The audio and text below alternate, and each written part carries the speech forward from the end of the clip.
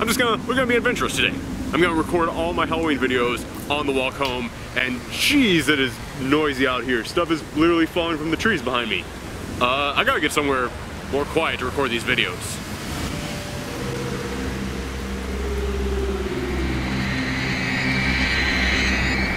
That'll do.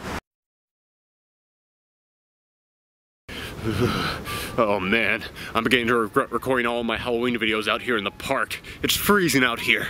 Okay, I can fight this. Okay, just gotta think some warm thoughts. Warm thoughts. Warm thoughts. Really? Christmas is becoming so powerful, it's invading my imagination.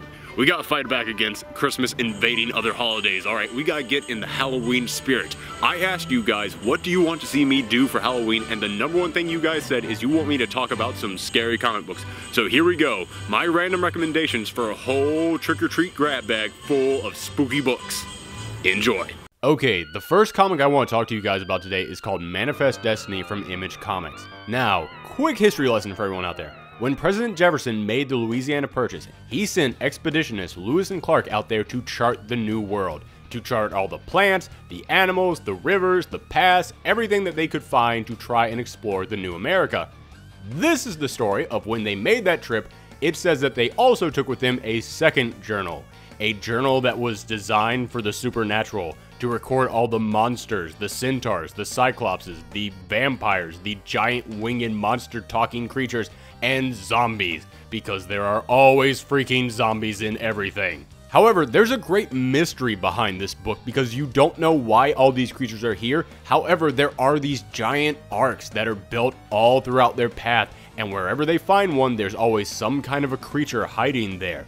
And the designs of all these monsters are really cool. They're like early American versions of all these monsters. Like, yes, there are centaurs, but instead of being horses, they're buffalo. And of course, there are also zombies, but the zombies aren't the regular flesh-rotting monsters.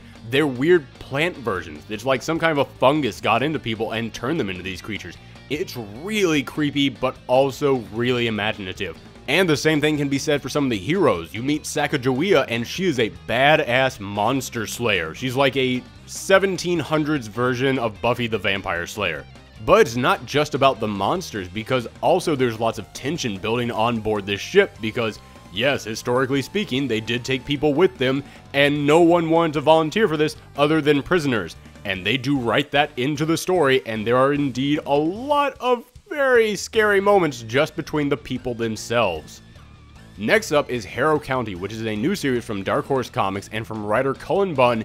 And if you ever see Cullen Bunn's name on anything that isn't a superhero, it's going to be horror. That dude knows horror. It is his bread and butter. Now, this book is all about a young girl living on a farm way out in the woods, and years before she was born, her father and the whole townsfolk hung a witch on a tree on their farm. And now she's beginning to think that she might be the reincarnation of this witch. But will she be good or evil? Strange things start to pop up in these woods and start to call out to her and beckon her to come to them. This book captures creepy very well. In fact, it's even been bought already to be turned into a TV series. So get in on this book now before it blows up and everybody's talking about it. Also, I'll go ahead and admit, I kind of have a vested interest in this series because it strikes a very personal tone with me, because I grew up on a farm, way out in the woods. And I can tell you, every single night when I used to look out my window, those woods creeped the hell out of me. So yes, I can relate to this series. In fact, in the back of every single issue, they actually ask people to write in with their own personal creepy stories from growing up in the woods. And I'm not gonna lie, I've thought of a couple stories I could submit to them. Next up is another series from Image Comics called Nailbiter, and this is a series all about when an FBI profiler goes missing while investigating a mysterious town, and an NSA agent must now team up with a quote-unquote reformed serial killer to track down his whereabouts. Now, at first glance from that description, this might sound like a story that you've probably heard a dozen times over before, but this series is special. This series is unique and has a great sense of dark humor to it. And a lot of that comes from the fact that it's not just that this guy is working with a reformed serial killer. It's that they are investigating Buckaroo, Oregon, which by the way is just a great name. But Buckaroo, Oregon has the highest rate of serial killers in the world, a frighteningly high number, to the point in which eventually a conspiracy starts to form and they start to realize there has to be something to this town. There has to be something unseen in this town which is causing all these serial killers to pop up. Here's just a quick list of some of the serial killers that they have mentioned so far in the series. Bookburner, Clown Car Killer, Crossbones Killer, Good Samaritan, Gravedigger, Lucha Eliminador, Mr. Fatal, Terrible 2, The Blonde, The Butcher of Buckaroo, The Hate Watcher, The Lucky 13 Assassin, The Silent Movie Killer, The Whistler, The WTF Killer, and The Y2K Killer. Not to mention, of course, the titular character, the Nailbiter himself, who has this great smug attitude to him that just makes you hate him so much, but hate him in a way that you want to keep reading and see what messed up thing he's going to do next. And of course, that's not to say the book isn't creepy too. It's got great scary moments to it. Nailbiter was so scary, even I was freaked out by it, and I'm normally never afraid of slasher films. Normally. What do you say we record a little bit further up here? Okay, now we're getting to the really good stuff, because these last two books I'm about to recommend to you scared the bejesus out of me. First off, I'm going to talk about Mimetic, which was a series that I am shocked more people didn't know about. This one kind of snuck under the radar and is all about one day this meme pops up online. It is nothing but a picture of a sloth given a thumbs up with almost a hypnotic background to it. And everyone who looks at it instantly falls in love with it. Everyone who looks at it thinks it's the greatest thing they've ever seen, they want to tell other people about. Within a couple of hours, the President of the United States is being interviewed about and asked if he's seen it. This thing is addictive. Everyone who looks at it wants to tell other people. That is until 12 hours pass by, and I'm not going to say anything else because I want you all to be surprised by it. But I will just say, things get dark, and they get dark fast. This book is scarier than almost anything I have read in the past couple of years.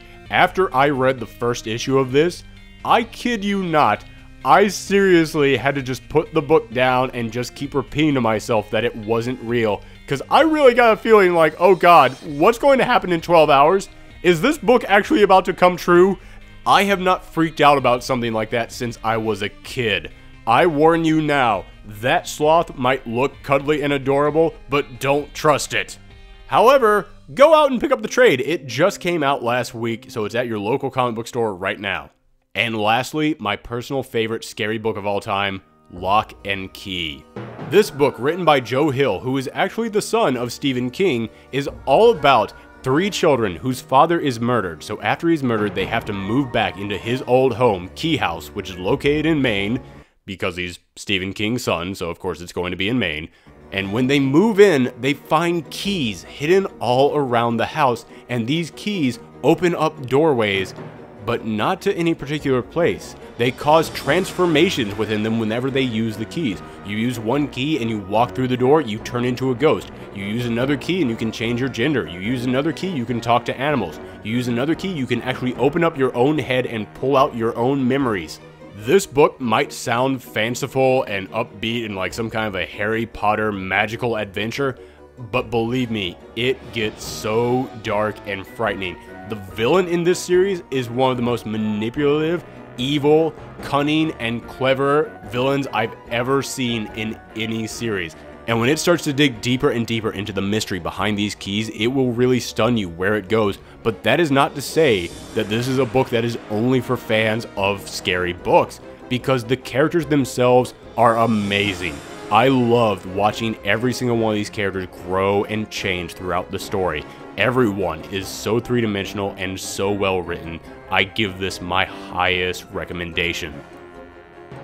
Lock and Key isn't just my biggest horror recommendation, it is also one of my top 3 favorite comics of all time. The characters are so well written, they're so three-dimensional, they go through an amazing change and such an emotional journey. The villain is so well written, it is so great and creepy, and that ending, the ending is full of so much heart. Oh, brings a tear to my eye every time that I think about it. I just gotta stop and think about it right now.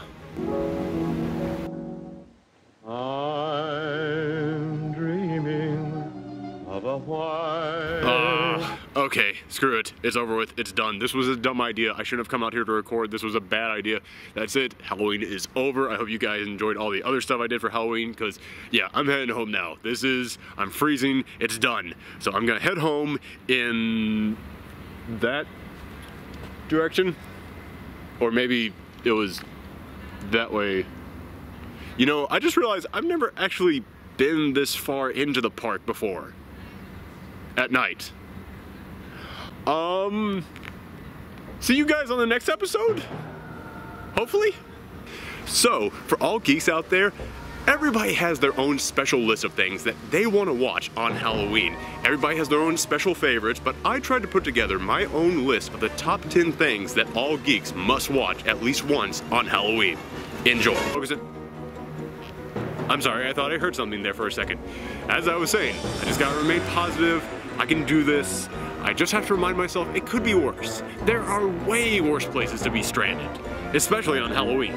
So these are my top 10 worst places to spend Halloween.